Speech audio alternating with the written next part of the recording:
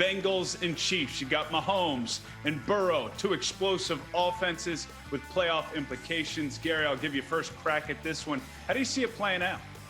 And it should be great. Like you said, two great quarterbacks, two division leaders. In fact, this is the only Week 17 game between two division leaders. Cincinnati, they won two straight, thanks to Joe Burrow. Last weekend threw for 525 yards. A former Heisman winner. That's a historically great performance. Only three quarterbacks in the history of the NFL have ever thrown for more yards in a game. So Cincinnati enters with some momentum, but not nearly as much momentum as Kansas City. The Chiefs, because of Patrick Mahomes largely, have won 8 straight games that are now considered in the betting markets to be the Super Bowl favorite once again. Past 3 games, Mahomes, 8 touchdowns through the air, just 1 pick. So he's operating at a high level. And I do think Kansas City probably wins on the road, but I am expecting a close game. And it's not hard to imagine Cincinnati actually pulling the upset. I tell you, on Sundays, I typically try, weather permitting, to get in 18 holes. But this is the type of game that might make me and a lot of other people stay off the golf course and get in front of the television. Yeah, Gary, just play 9 for this one because there's huge implications, as I mentioned, for both. Kansas City wants to hold on to that top overall seed, and Cincinnati wants to grab that AFC North crown. And the one point I would make is it can't be overstated how important this game and a possible win could be for this Bengals organization and this fan base that has been dormant for a number of years. And they've had opportunities at home in recent weeks. I think of a Chargers game where they just haven't been able to have this sort of signifying win at home, and there's no better opportunity than this Sunday against the Chiefs. This should be a good one. Aaron Rodgers, Gary, is the odds-on favorite right now to win the MVP for a second year in a row. And yesterday he was asked about the possibility of retirement, something that had come up in the offseason when he had his back and forth with the Packers organization. And as he has all season, he didn't hold back. He's certainly not playing like a bum this year, Gary, but how do you read into these comments from Aaron Rodgers? I think he's leading all up. I'm taking that as word. He's obviously older, but he's undeniably still amazing. And if I'm Green Bay, I know that everybody entered this season operating under the assumption this would probably be his final year, playing for that franchise, but I'm willing to do basically anything to keep him there. It would be one thing if he were fading as a quarterback, like, say, Ben Roethlisberger in Pittsburgh, but he's so obviously not. Like you noted, he's the favorite to be the MVP for the second consecutive year. So there might be another opportunity that exists that Aaron Rodgers can label better for him. But I think if he takes a deep breath, steps away from it and looks at it honestly, he's in a pretty good spot right now in Green Bay. And even though he probably thought last offseason he might want to end his career somewhere else, I could easily see him reaching a conclusion, especially if they win a Super Bowl, that he just wants to stay right where he's at. I can't believe it. That would shock me based off of not just how well he's playing, but how much fun he appears to be having playing with this version of the Green Bay Packers. And he has said as much a number of times over the course of this season. And whether it's in Green Bay next year or somewhere else, I fully expect Aaron Rodgers to be playing football because he's gotten to a point in his career and with his abilities. I mean, he's doing this with a toe injury that is allegedly pretty limiting and pretty painful, to the point in his career where he has the answers to the test before the test is even handed out. And that's a joyful time for any quarterback. And as you mentioned, he has some incredible pieces around him. So while I appreciate his honesty and his answer, which is his words and his truth, I just can't envision a scenario where he's not playing football next year because he just appears to be having too much fun doing it. And he's doing it at such a high level. We're a few days removed from the sad news of the passing of John Madden at 85 on Tuesday. He had an impact on the game of football on so many different levels. So I want to give you an opportunity to give your thoughts on the passing of a legend and a Hall of Famer in John Madden. A real American icon. I mean, an incredible coach, first and foremost, but then also an incredible broadcaster. And then by all accounts, an incredible man. Like I didn't know John Madden personally, but I know a lot of people who did. And it seems like the opinions on him are pretty consistent.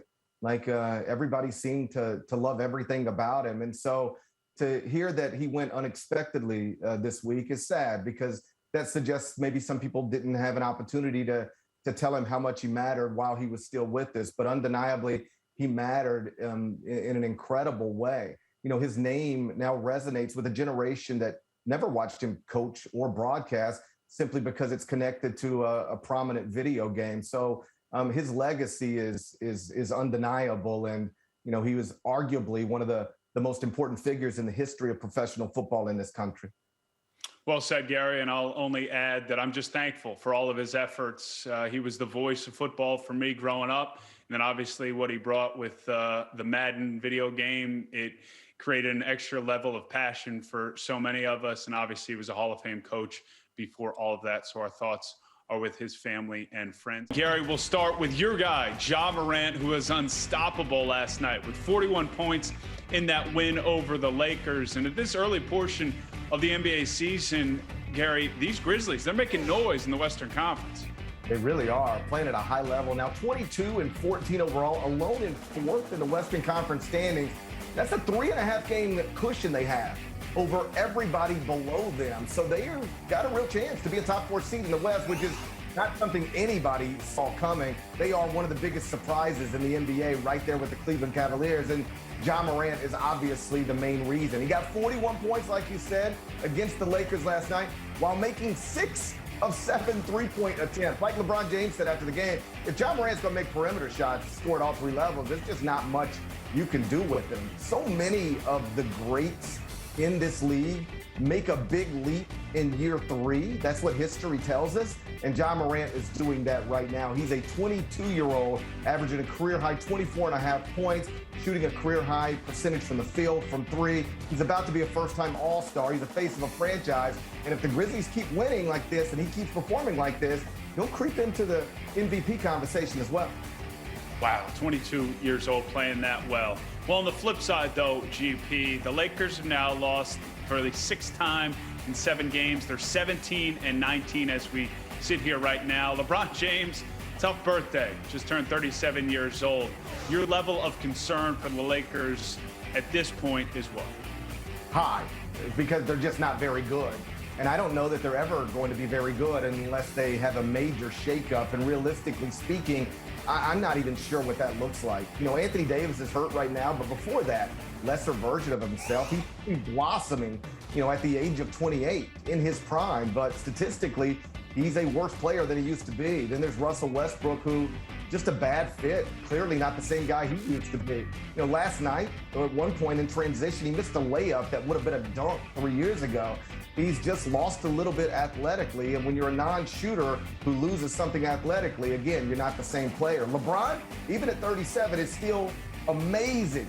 He's about all they got right now. And I'm not very optimistic that this Lakers team turns it around unless, of course, they figure out a way to shake up that roster. Let's switch over to college hoops, Gary. And Alabama looks impressive right now. They have their 3rd win over a top 25 opponent, the most recent one coming last night, a close one over Tennessee. How dangerous is Bama? We're not talking about the football team right now, even though that college football playoff on the horizon. This is hoops time. Yeah, very dangerous because they're committed to a modern style of play. They're going to try to guard you. They're going to try to play fast, and they're going to launch, you know, about half their shots each game from 3-point range. Got a strange resume this season. Like you said, they've got 3 wins over ranked teams, but they've got 3 losses to unranked teams. So they need to be a little more consistent.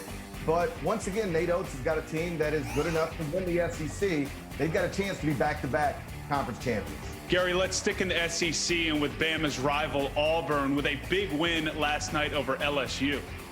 Walker Kessler, the transfer from North Carolina, was the biggest reason why they got it done. He had 16 points, 10 rebounds, 11 blocks. That's a triple-double, just the 2nd triple-double in Auburn men's basketball history. You know, Kessler, again, started his career at North Carolina. Sort of got caught in a numbers game last season because UNC had so many other front court players, Armando Bacot, Garrison Brooks, Elon Sharp. He didn't play much, but when he played, he was productive. Now at Auburn, he's playing, and he's super productive. And he's among the reasons, you know, Bruce Pearl has got a chance to take Auburn to the Final Four for the 2nd time. He did it a few years ago, and this team is capable of doing it again. SEC loaded, not just in football this year, but hoops as well. It's going to be a fun one down the stretch. Gary, what a wild year in sports in 2021. What moment stood out for you?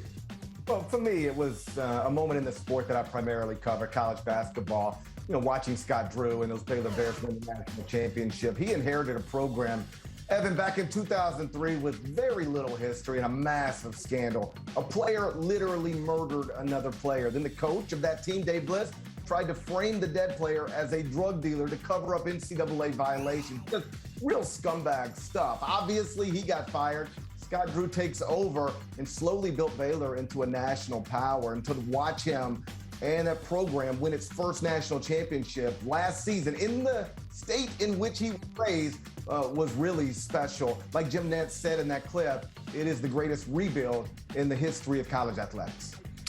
I'm going to go with the Bucs Super Bowl. Being on the sideline and seeing Tom Brady do it in year one in Tampa Bay was incredible. Playing that season over the course of what felt like the heart of the pandemic. And then it was followed by an epic boat parade where we almost saw the Lombardi at the bottom of a body of water. An absolute party where we also got to see that Tom Brady is human, because sometimes if you have a few too many on a boat, you can be wobbling off the deck. But that was a lot of fun. One moment we need to mention, though, GP, that was not on there, the Jalen Suggs bank to get Gonzaga to the final game was incredible in the win over UCLA.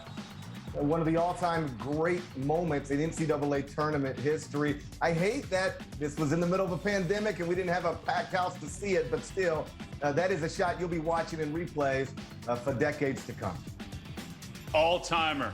Thank you for watching. Please like and subscribe, and don't forget to hit the bell for more videos.